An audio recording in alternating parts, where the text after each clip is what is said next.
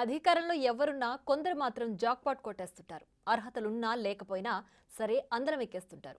ఏ ఎండకా గొడుగు పట్టేస్తూ పాత కాపులను క్రాస్ చేసి మరీ ఛాన్స్ చేగించుకుంటారు.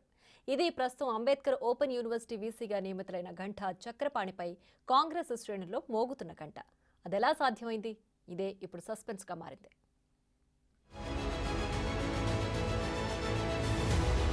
ఘంటా చక్రపాణి ఉద్యమ కాలం నుంచి ఎవరి ఉద్యోగో అందరికి తెలుసు.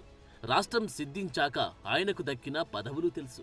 అక్కడ ఉన్నంతకాలం ఇక్కడి కాంగ్రెస్ పై ఆయన ఎలాంటి వ్యతిరేక వ్యాఖ్యానాలు చేశారో అది కూడా తెలుసు. అయినా సరే అన్ని మర్చిపోయి తూచ్ అనేశారా? లేటెస్ట్ గా కాంగ్రెస్ పవర్లోకి వచ్చాక సైడ్ అయిపోతారనుకున్న గంటా మళ్లీ లైమ్ లైట్ లోకి ఎలా వచ్చారు? ఇప్పుడిదే కాంగ్రెస్ వర్గాల్లో హాట్ టాపిక్.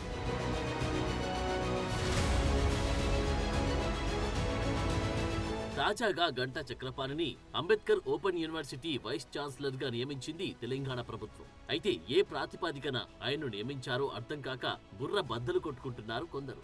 కేసీఆర్ హయాంలో టీజీపీఎస్సీ చైర్మన్ పదవి అలంకరించిన గంటా నిన్నటి వరకు వినిపించింది గులాబీవాదం కాదా? ఈనాడు ఆయన మన హస్తానికి అంతటి ఆప్తమిత్రుడు ఎలా అయ్యారు? అలాంటి గంటకు ఇంత ప్రతిష్టాత్మక వీసీ పదవిని ఎలా ఇచ్చారు? కాంగ్రెస్ క్యాడర్ నుంచి బలంగా వినిపిస్తున్నాయి ప్రశ్నలు.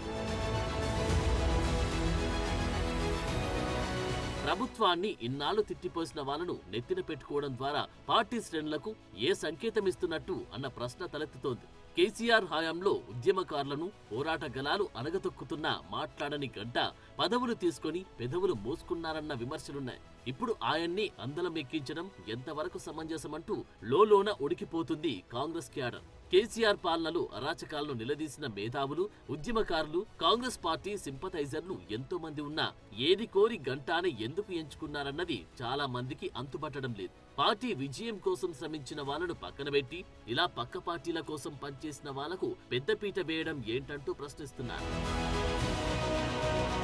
దానికి తోడు వీసీ పదవి చేపట్టాలంటే ప్రొఫెసర్ గా పనిచేసిన అనుభవం కనీసం 10 ఏళ్లుండాలి. చక్రపాణికి ఉన్న అనుభవం కేవలం 8 ఏళ్లు.